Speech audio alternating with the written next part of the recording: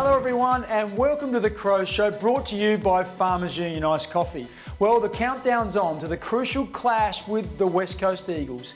Coming up in today's show, meet the man who loves capturing crows. 4 years now. Yeah, love it. And love being involved with the players and that, love sort of being around the club. This was called the Mark of the Century. Can't think of a better mark than this. I'm not sure I've ever seen a better mark. We'll relive the spectacular grab. It's been a wild ride, but a really positive one. It's a wonderful football club. Absolutely welcomed both myself and Alana into the family. The sadness and the joy of Andrew Fagan's first year as CEO. But first, Rory Laird is enjoying a breakout season. As an integral member of the defensive unit, Rory is rated a chance of All-Australian selection. So let's get to know this young man who learnt his footy at the Kenilworth Club in St Mary's and was picked up by the Crows as a rookie in 2011. I think Walshy came in and gave me a lot of confidence with me as a player. We sat down at the start of the year together and he told me where he thought I was in the team, and he gave me a lot of confidence in my ability, and I think that sort of helped me as well. Very high, a little bit off the outside of the boot. Hard one for Hill. How's the courage there? That's outstanding from Laird. We're pretty young, led by Talia, who hasn't even played 100 games yet, but it's really good that Talsy sort of stepped up in that place. He's a leader now in the leadership group.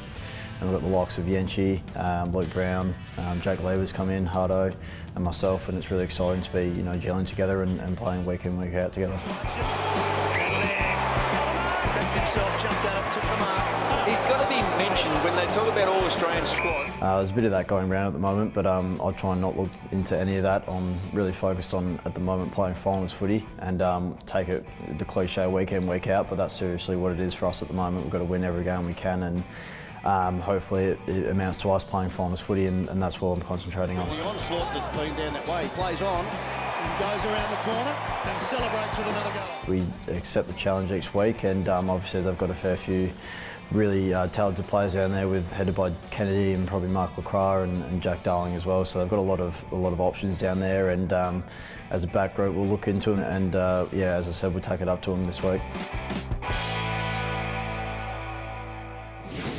Ray Titus has spent a lifetime watching football through the lens of a camera. A former newspaper photographer, he now devotes his time to taking shots for the Crows archives and for players' personal keepsakes. Importantly, he typifies the dedication of all volunteers who still play a vital role in the club despite the big dollars of modern football.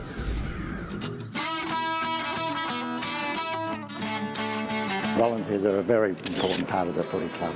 The more the better. Yeah, love it. And love being involved with the players and that, love sort of being around the club. And 4 years now, from the day one that the Crows started, I've always sort of been around the place. And when I retired, David Burton, Shaw, Triggy and Craigie asked me if I'd like to sort of just do some stuff behind the scenes for the website and that, and I jumped at the opportunity.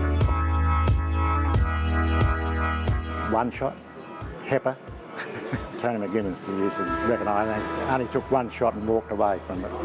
Yeah, well, the ones for the club, I reckon there's a good one of Tomo and his little daughter, a backview one just walking down the corridor after wind holding hands.